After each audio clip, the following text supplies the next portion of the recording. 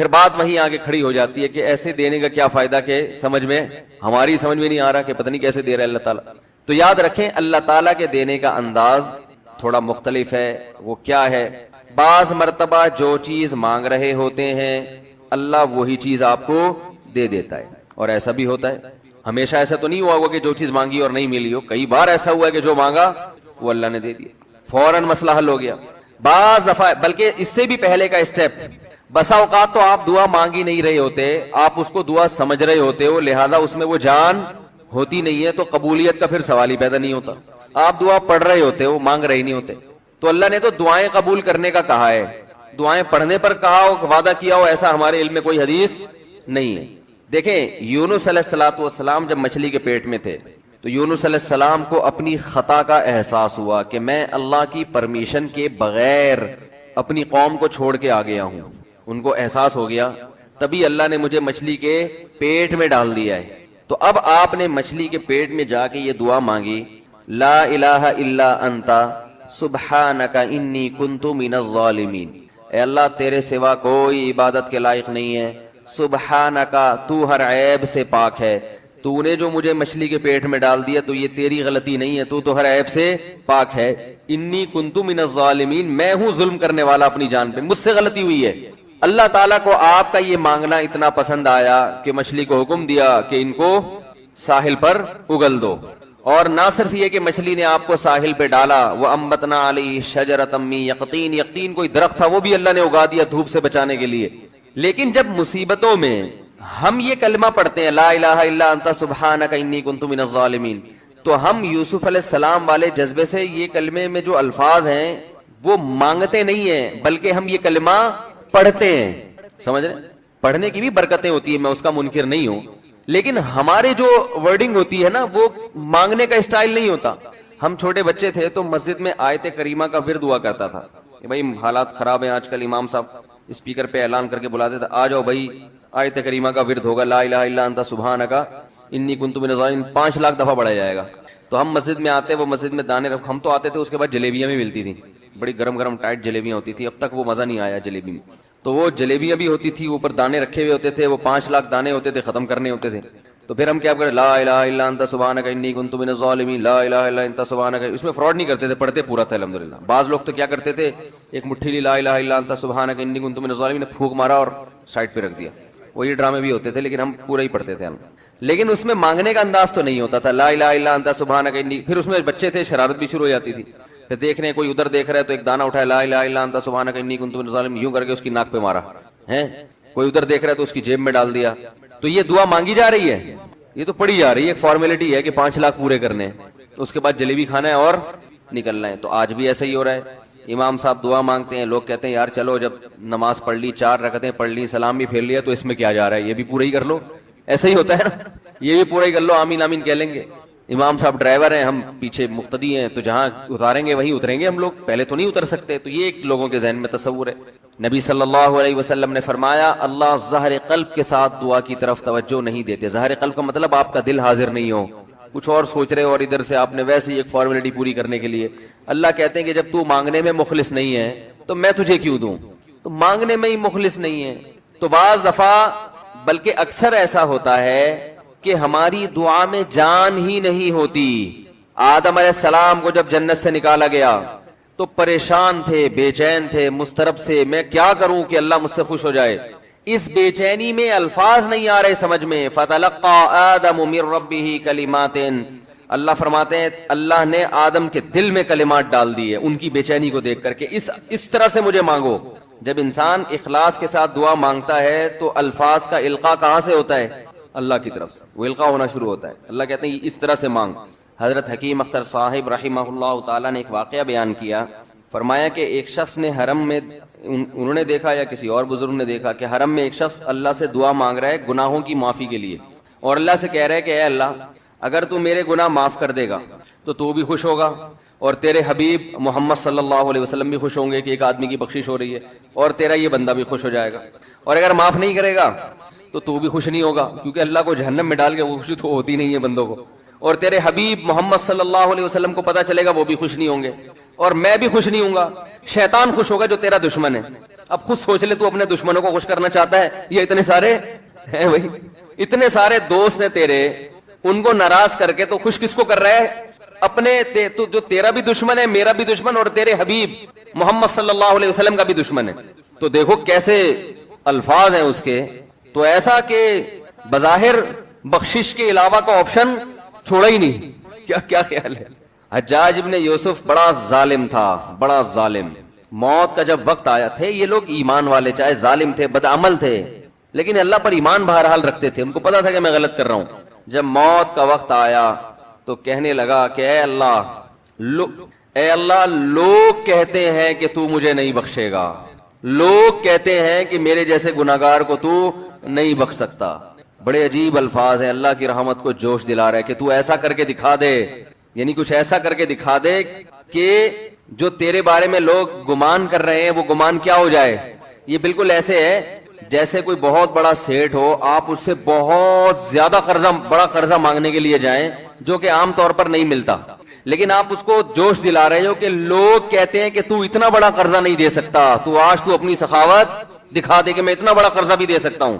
تو مرتے ہوئے کیا کہنے لگا کہ اللہ یہ پبلک کہہ رہی ہے کہ تو مجھے نہیں بخش سکتا, یعنی یہ تیری رحمت کو چیلنج کر رہی ہے کہ اتنے بڑے گناہگار کو نہیں بخشے گا اللہ. تو آج کیا کر لے, تو یہ دکھا دے اپنی رحمت سے کہ میں اتنے بڑے گناہگار کو بھی معاف کر سکتا ہوں. اب پتہ نہیں اللہ نے معاف کیا نہیں کیا, وہ تو اللہ کا معاملہ اور حجاج بن یوسف کا معاملہ. لیکن علماء کہتے ہیں یہ اس نے الفاظ بڑے ڈینجرس کہے ہیں مرتے وقت. ڈینجرس کا مطلب یعنی دوسرے معنی میں ایسے ہے کہ اس نے اللہ کی عرش کو ہلا دیا ہوگا. اللہ کو مانگنا اتنا پسند ہے. پہلی بات تو یہ ذہن میں رکھیں کہ اس سے بڑی کوئی عبادت نہیں ہے دعا سے, اور دعا سے مشکل کوئی عبادت نہیں ہے. نماز پڑھنا آسان ہے, زکات دینا آسان ہے, روزہ رکھنا بھی آسان. سب سے مشکل کام کیا ہے؟ دعا مانگنا. اسی وجہ سے ہم نے جن لوگوں کو دیکھا کہ وہ واقعی دیندار ہیں, اللہ والے ہیں, ہم نے صرف انہی کو دعائیں مانگتے ہوئے دیکھا ہے. عام لوگوں کو ہم نے دعاؤں کو اتنا فوکس کرتے ہوئے نہیں دیکھا. وہ دوسری چیزوں کو زیادہ فوکس کرتے ہیں, دعاؤں پہ زیادہ زور نہیں ہوتا ان کا. وظیفوں پہ تو ہوگا صبح شام, یہ والا اتنی دفعہ, وہ والا اتنی دفعہ, وہ بھاگ گئی واپس آ جائے اس کے لیے اتنی دفعہ, وہ جا نہیں رہی اس کے لیے اتنی دفعہ. یہ وظیفوں پہ تو ہوگا زور. ایسے ہوتا ہے نا ہاتھ اٹھا کے اللہ سے گڑگڑا کے مانگا جائے, یہ چیزیں کم. میں جب حج پہ گیا تو اپنے شیخ مرشد کے ساتھ تھا. پہلے ہی ہم نے ان کو دیکھا تھا بہت زیادہ دعائیں مانگتے ہیں, وہ بہت زیادہ ان کو دعاؤں میں دل لگتا ہے, بہت دعائیں مانگتے ہیں. تو مجھے کسی نے بتایا کہ یہ جب بیت اللہ کو دیکھتے ہیں تو اتنی لمبی دعا مانگتے ہیں کھڑے کھڑے کہ تم ان کے ساتھ ٹھہر نہیں سکتے.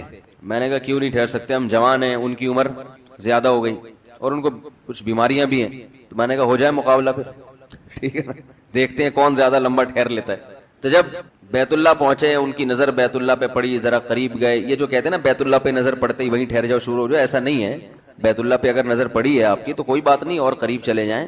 کوئی دوسرا عمل کرنے سے پہلے دعا مانگیں. پہلی نظر کا مطلب یہ ہوتا ہے کہ جب نظر پڑی ہے تو اب طواف شروع کرنے سے پہلے یا کوئی دوسرا عمل کرنے سے پہلے آپ جا کے دعا مانگیں. تو وہ دور سے نہیں بلکہ جتنا قریب جا کے مانگیں اتنا زیادہ اچھا. لوگ کیا کرتے ہیں, یوں منہ نیچے کر کے جا رہے ہوتے ہیں کہ پہلی نظر پڑ گئی تو پھر دعا کا موقع نکل جائے گا, تو یوں وہ جو ٹکرا بھی جاتے ہیں. کچھ نہیں ہوتا, نظر پڑ جائے تو اور تھوڑا قریب جائیں, قریب جا کے دعا مانگیں. تو ان کو ہم نے دیکھا کہ انہوں نے دعا مانگنا شروع کی, میں بھی کھڑا ہو گیا ساتھ میں. ہم نے کہا چلو ہم بھی مانگتے ہیں. تو وہ اتنی دیر تک حالانکہ کمر میں بھی تکلیف, بیماریاں بھی ہیں, شوگر بھی ہے. تو بالآخر میں نے ہتھیار ڈال دیا. میں نے کہا میں اتنی دیر کھڑا نہیں ہو سکتا. اور میں پھر اب بیٹھتے ہوئے شرم بھی آ رہی تھی کہ وہ بولیں کہ میری عمر زیادہ ہے اور یہ دیکھو ابھی جوان, شادیاں تو کرتا رہتا ہے, تو یہ کیا شادیاں کرے گا جو کھڑا نہیں ہو سکتا اتنی دیر. تو وہ اتنی دیر ہو گئی تو میں بیٹھ گیا واقعی. تو کئی ایسے ہمارے اکابر گزرے ہیں, بزرگ گزرے ہیں, 1 گھنٹہ 2 گھنٹہ 3 گھنٹہ. مرکز میں, تبلیغی مرکز میں کسی نے بتایا کہ ایک بزرگ کو میں نے دیکھا صبح اشراق کے وقت دعا مانگنا شروع کی ہے اور ظہر کی نماز میں اٹھے. اشراق کے وقت دعا مانگنا شروع کی اور کب اٹھے؟ یہ وہ لوگ تھے جن کا دعاؤں میں دل لگتا تھا. اب بتائیں دعا مشکل عبادت ہے یا نہیں ہے؟ حضرت عمر رضی اللہ تعالی عنہ کا قول ہے, فرماتے ہیں کہ مجھے اس بات کی پرواہ نہیں ہوتی کہ میری دعا قبول ہو رہی ہے کہ نہیں ہو رہی, مجھے اس کی فکر رہتی ہے کہ دعا مانگنے کی توفیق مل رہی ہے کہ نہیں مل رہی. کیونکہ اللہ جب ناراض ہوتا ہے نا کسی سے, مانگنے کی توفیق چھین لیتا ہے اللہ تعالیٰ. اور مانگنے کی توفیق دی ہوئی, اس کا مطلب اگر ناراض ہے بھی تو اتنا زیادہ نہیں ہے, تھوڑا بہت ہے, وہ تلافی چاہتا ہے کہ آپ کر لو. مانگنے کی توفیق ملنا اس کی علامت ہے کہ اللہ اگر ناراض بھی ہے تو بہت زیادہ نہیں روٹھا ہوا, بلکہ اس نے سوری کا آپشن دیا ہوا ہے کہ چلو مانگ کے اپنا منا لو, مجھے کسی بھی طریقے سے راضی کر لو. دعا کا اس قدر فائدہ ہوتا ہے انسان کو, اس قدر فائدہ ہوتا ہے, آپ مانگنا شروع کریں, زندگی چینج ہونا شروع ہو جائے گی, آپ کی زندگی میں تبدیلی آنا شروع ہو جائے گی. جتنا تعلق اللہ کے ساتھ دعا کے ذریعے بنتا ہے اتنا تعلق کسی اور چیز سے نہیں بنتا. دیکھو کسی سے دوستی کرنا چاہتے ہو, دوستی کا سب سے بہتر طریقہ کیا ہے؟ اس سے گپ شپ شروع کر دو, یہی طریقہ ہے نا بھائی. آپ کا دوست کون ہے؟ وہ جس سے آپ کی گپ شپ زیادہ ہوتی ہو, اسی سے دوستی ہوگی نا. اب آپ بتا رہے یہ میرا جگری دوست ہے, بہت پرانا دوست ہے, میں پوچھوں گا آپ سے بھائی یہ دوستی کیسے ہوئی؟ یہ دوستی بھائی ایسے ہوئی کہ میں جس کالج میں پڑھتا تھا وہیں یہ بھی یہی پڑھتا تھا, تو کیا کرتے تھے آپس میں, کوئی بات چیت ہوتی تھی؟ بات چیت تو نہیں ہوئی کبھی زندگی میں, تو پھر دوستی کیسے ہو گئی؟ پڑھتے تو بہت سارے لوگ ہیں. دوستی کے لیے سب سے پہلی چیز کیا ہے؟ بات چیت. دعا میں انسان بات چیت شروع کر دیتا ہے, کس کے ساتھ؟ اللہ کے ساتھ. تو اللہ اور بندے کا کنیکشن مضبوط ہونا شروع ہو جاتا ہے. اس لیے اہل اللہ کو تو اس کی پرواہ نہیں ہوتی کہ میری دعا قبول ہو بھی رہی ہے کہ نہیں ہو رہی ہے. وہ کہتے ہیں ہمیں مانگنے کی توفیق مل رہی ہے. معذرت کے ساتھ تھوڑی میں ابیوز لینگویج استعمال کرتا ہوں کہ بھاڑ میں جائے قبول ہونا, ٹھیک ہے نا. ہمیں تو اس بادشاہ کے دربار میں ہاتھ پھیلانے کی توفیق مل رہی ہے, بس ہمارے لیے اتنا کافی ہے, تعلق بحال ہے ہمارا اس سے. تو میں یہ عرض کر رہا تھا کہ کبھی ہماری جو دعائیں قبول نہیں ہوتی بسا اوقات اس کی وجہ یہ ہوتی ہے کہ ہمارا وہ عمل دعا ہوتا ہی نہیں ہے. جب دعا ہی نہیں ہوتا تو پھر اس میں قبولیت کہاں سے آ گئی؟ وہ تو ہم پڑھ رہے ہوتے ہیں الفاظ رٹا لگا کے ایک چیز کو, یعنی ایک پڑھنے کے انداز میں ہوتی ہے, وہ اس میں جذبات ہی نہیں ہوتے. جذبات کن لوگوں کے ہوتے ہیں؟ امام بخاری رحمہ اللہ تعالیٰ کی سوانے پڑھیں آپ, بچپن میں نابینا ہو گئے, والدہ تو آپ کو بڑا علم سکھانا چاہتی تھی, پریشان کہ اللہ یہ تو میرا بچہ ہی نابینا ہو گیا, تو رات کو مصلے پہ گڑ گڑا کے دعا مانگنا شروع کی, اے اللہ میرے بچے کی بینائی واپس لوٹا دے, اے اللہ اس کی بینائی واپس لوٹا دے. اتنا مانگا ہے کہ روتے روتے دعا مانگتے مانگتے آنکھ لگ گئی, خواب آیا, دو فرشتے آپس میں بات کر رہے ہیں کہ اللہ نے اس عورت کی دعا قبول کر لی ہے اور اس کے بچے کو بینائی لوٹا دی ہے. جب آنکھ کھلی ہے تو دیکھا کہ بچے کی بینائی واپس لوٹ چکی تھی. تو جاہلوں سے نہیں الجھتے. آگے اللہ فرماتے ہیں والذین یبیتون لربہم سجدا وقیاما, رات کو اپنے رب کے سامنے سجدہ اور قیام کرتے ہیں, سجدے میں سر رکھتے ہیں یعنی نماز پڑھتے ہیں اور قیام کرتے ہیں راتوں کو اٹھ کے. کیوں قیام کرتے ہیں؟ والذین یقولون, اس لیے نہیں کہ کوئی کام اٹکا ہوا ہوتا ہے تو کسی بزرگ نے وظیفہ بتایا ہوا ہوتا ہے کہ رات کو 2 رکعت پڑھ کے یہ مانگو تو یہ کام ہو جائے گا. نہ نہ نہ, ان کا 2 کام اٹکے ہوئے ہوتے ہیں. ایک کام ان کا یہ ہے کہ ان کو یہ ڈر ہے کہ آخرت میں میرا بنے گا کیا, کہیں وہ اس آگ میں تو اللہ مجھے نہیں ڈال دے گا جو اس نے نافرمانوں کے لیے رکھی ہے.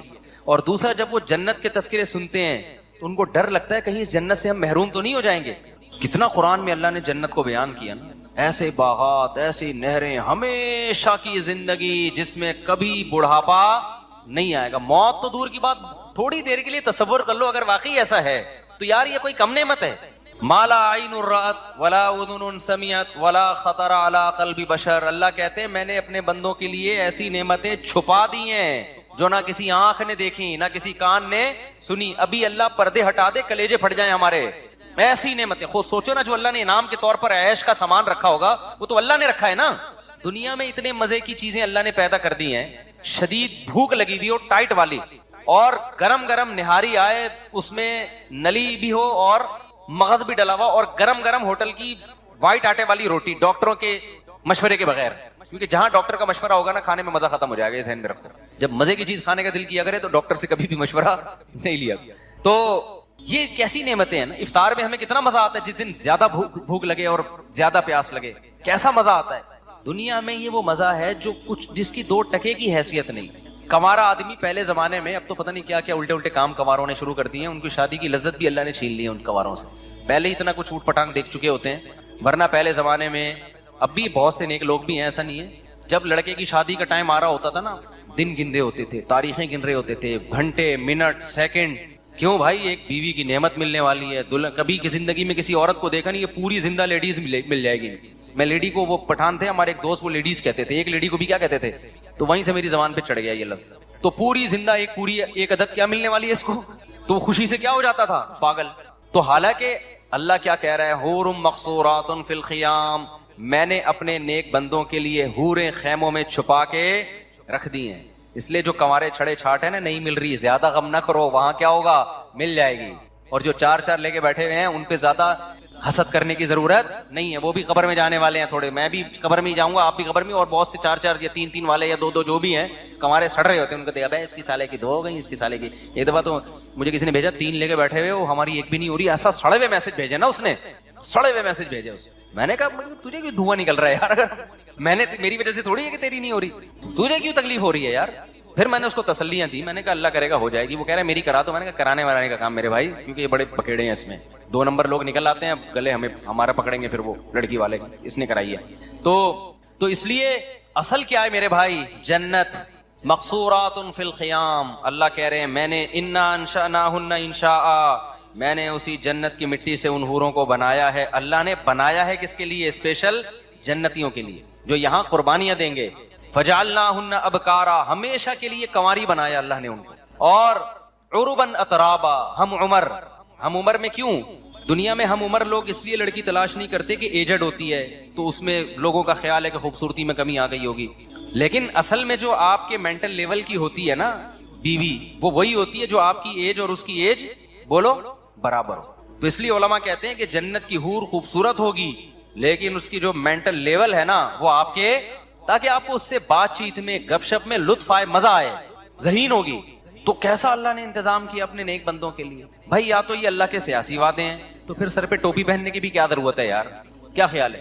پھر یہ کپڑوں کے تکلف کی بھی ضرورت نہیں ہے. امریکہ میں ایسے علاقے ہیں جہاں لوگ کپڑے ہی نہیں پہنتے, کہتے ہیں خام خامے بلا وجہ ناڑا باندھو, بیلٹ باندھو, کیا ضرورت ہے یار, ایسے انجوائے کرو, بالکل ہی آزاد ہو جاؤ, کیا خیال ہے. وہ شراب پیتے ہیں, وہ زنا کرتے ہیں, وہ سود کھاتے ہیں. دنیا میں ایسے لوگ بھی گزرے جنہوں نے 100 انسانوں کو قتل کیا. کیوں کر دیا, بولا بھائی جب کوئی حساب و کتاب ہی نہیں ہے تو 100 کیا 200 کو مار دو بھائی, جس کی لاٹھی اس کی بھینس. ان کو جب سمجھایا ظلم ہے تو کہنا کیا ہے ظلم ہے, تو ہم کریں گے ظلم. ایسے لوگ ابھی بھی ہیں, شیطانی قوتوں کو پروموٹ کر رہے ہیں, وہ ماؤں کے باپوں کے قتل کرواتے ہیں پیسوں کی خاطر. ایسے لوگ بھی ہیں, چند ٹکوں کی خاطر ماں کو قتل کر دیا. تو کیا خیال ہے اللہ چھوڑ دے گا ان کو؟ نہیں بھائی, اللہ یا تو, اور جو اللہ کے لیے قربانیاں دے رہے ہیں, بوڑھے ماں باپ کو گھر میں رکھا ہوا ہے کہ نہیں جی انہوں نے مجھے پالا, میں اپنی جان قربان کر دوں گا, مال قربان کر دوں گا, ان پہ آنچ نہیں آنے دوں گا. تو کیا خیال ہے, ایک ماں باپ کا قاتل اور ایک ان کے قدموں میں جنت تلاش کرنے والا, دونوں کا سیم انجام ہوگا. اللہ مار کے مٹی کر کے ختم کر دے گا؟ نا نا نا نا نا نا, اللہ ایسا ظالم نہیں ہے. اللہ کہے گا, اللہ کہتا ہے جو اچھا کرے گا تو بہت اچھا کروں گا میں اس کے ساتھ, کیونکہ تو نے اچھا کیا اپنے حساب سے, میں اچھا کروں گا اپنے حساب سے. تو نے برا کیا اپنے حساب سے, میں تیرے ساتھ برا کروں گا. کس کے حساب سے؟ اپنے حساب سے. برا کا مطلب برائی کا بدلہ دوں گا جو میں, وہ اپنے حساب سے دوں گا. پھر میں, تو نے میری نافرمانی کی ہے. دنیا میں جب آپ ایک قتل کرتے ہیں, دنیا میں سزا کیا ملتی ہے؟ پھانسی پہ لٹکا دیں گے آپ کو. اللہ کہتے ہیں دنیا کی سزا ہے, بغیر توبہ کے آ گیا تو اس قتل کی سزا میں تجھے جہنم کی آگ دوں گا, کیونکہ تو نے ایک انسانی جان کو قتل کر کے صرف انسان کا نقصان نہیں پہنچایا, میرے حکم کی دھجیاں اڑائی ہیں تو نے. تو ایک سزا الگ سے ہوگی کہ خدا کا حکم کیوں توڑا ہے. جہنم میں جو جائے گا قتل کی وجہ سے نہیں, بلکہ خدا کے حکم کو توڑنے کی وجہ سے, کہ گاڈ کے حکم کو جس نے تجھے کھلایا پلایا, اللہ کے حکم کو توڑا ہے تو نے. تو میرے بھائی جب اللہ کی سزا بہت سخت ہے تو یہ کیسے ہو سکتا ہے جو اتنی سخت سزائیں دے رہا ہو, نیک لوگوں کو بدلہ تھوڑا سا دے رہا ہو؟ یہ تو عجیب سی بات ہو گئی نا.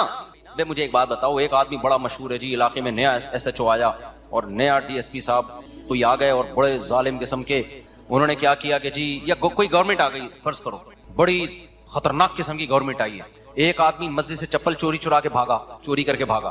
گورنمنٹ نے کیا کیا, پھانسی کے پھندے پہ لٹکا دیا اس کو. لوگ کہیں گے سر آپ تو بڑے ظالم ہو. کہیں نہیں بھائی, ہم نے ملک سے جو ہے نا جرم کو ختم کرنا ہے. ایک چپل بھی کوئی چرائے گا ٹھا گردن اڑا دیں گے.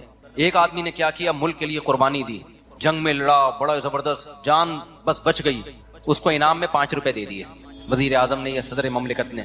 کہیں گے حضرت اس نے اتنی بڑی, اس نے ایٹم بم بنایا, اس نے یہ کیا, اس نے وہ کیا. جس نے چپل چرائی تھی اس کو تو پھانسی پہ لٹکا دیا, اور جس نے اتنی بڑی بڑی قربانیاں دی اس کو کیا پکڑائے جا رہے ہیں, 5 روپے. کہے گا بھائی میں جرم کو روکنا چاہتا ہوں. تو ہم کہیں گے حضرت یہ آپ کی طبیعت میں نا بیلنس نہیں. اگر آپ چپل چوری کرنے والے کو پھانسی کے پھندے پہ لٹکاتے تو ہمیں تو وہ بھی برا لگا تھا، لیکن ہم نے سوچا کہ شاید جرم کے خلاف نا آپ کے دل میں نفرت بہت ہے، تو جس کے دل میں جرم کے خلاف نفرت بہت ہوتی ہے نا، اس کے دل میں اچھائی کی محبت بھی اسی حساب سے بولو بہت ہوتی ہے۔ ایک باپ چھوٹی سی غلطی پر اپنے بچے کو پکڑ کے کوڑ دیتا ہے اور کہتا ہے میں اس کی تربیت کرنا چاہ رہا ہوں، تو اگر تھوڑی سی اچھائی پر نوازتا بھی بہت ہے، پھر ہم کہیں گے واقعی آپ کیا ہیں، واقعی بھائی آپ چاہ رہے ہیں کہ آپ کے بچے کی اچھی تربیت ہو۔ جب وہ اچھے کام کر رہے ہیں تو اس کو اپریشیٹ ذرا بھی نہیں کر رہے، برے کاموں پہ طبیعت سے دھنائیاں لگ رہی ہیں، اس کا مطلب تو جلاد ہے بھائی، تو اپنی ٹھڑک نکال رہا ہے، تجھے برائی سے نفرت نہیں ہے۔ تو جب اللہ نافرمانوں کو سزا ایسی سخت دے گا، جہنم کی آگ میں ڈالے گا، تو وہ تو غفور الرحیم ہے بھائی، وہ تو جواد کریم ہے۔ وہ سوچو جو نیک لوگ ہیں ان کو بدلہ کیسا خاندانی دے گا، پھر نہیں ہے بات۔ جبکہ وہ کہہ رہا ہے برائی میں ایک برائی پہ ایک جرم لکھا جائے گا، جبکہ نیکی میں ایک نیکی پہ کیا لکھا جائے گا، 10 نیکیاں لکھی جائیں گی۔ تو اس لیے جنت کا ہم تصور کرتے کرتے جہاں تک پہنچتے ہیں نا، جنت اس سے بھی اوپر کی چیز ہے، اس لیے ٹینشن نہ لیا کرو، صحیح ہے نا، کہ بے روزگاری ہے، بیگم نہیں ملی، صحیح آڑی ترچی مل گئی، ملی نہیں اس کو، اتنی مل گئی ہمیں ایک بھی نہیں ملی، جس کو ملی ہیں وہ بھی اللہ کا شکر ادا کرے، کیا اس کو بھی اگر کبھی خدا نہ خواستہ اللہ نہ کرے کبھی کسی قسم کی، وہ تو ہونی نہیں چاہیے لیکن کبھی ہو گئی تو وہ کیا کرے، وہ بھی اللہ کا شکر ادا کرے۔ دنیا میں ٹینشن فری تو کوئی بھی نہیں ہوتا بھائی، تو اس کو یہ ٹینشن ہوگی، چھوڑو زیادہ آگے نہیں جاتے ہیں۔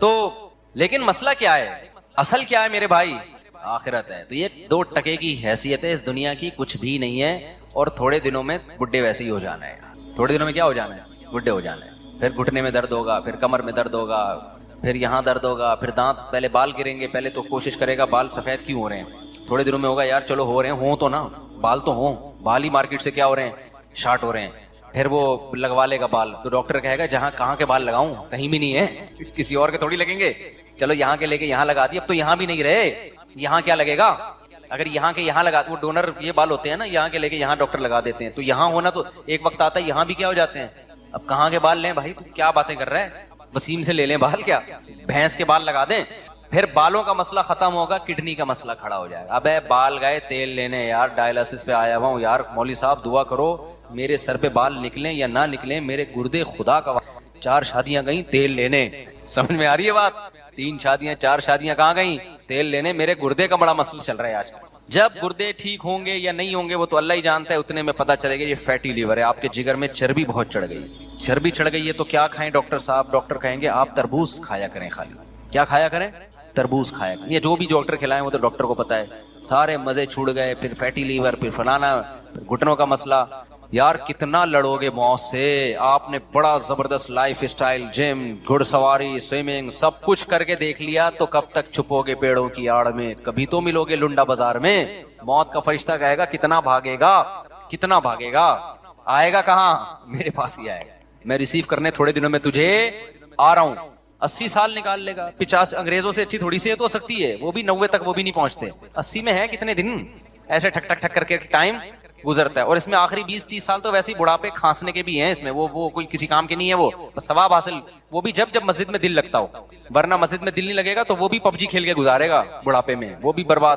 تو اس لیے میرے بھائی اصل کیا ہے، اللہ کہہ رہا ہے اصل کیا ہے، وَإِنَّ الدَّارَ الْآخِرَةَ لَهِيَ الْحَيَوَانُ، اصل آخرت کی زندگی ہے، جو اصل زندگی ہے اس میں ایسی جوانی ہے جس میں کبھی بڑھاپا نہیں آئے گا، اس میں ایسی صحت ملے گی، کبھی بیماری نہیں ہوگی، انک لا تجوع فیہا ولا تعرا، اللہ نے آدم حوا کو کہا تھا اے آدم اس درخت کے قریب مت جانا، اس جنت میں رہنا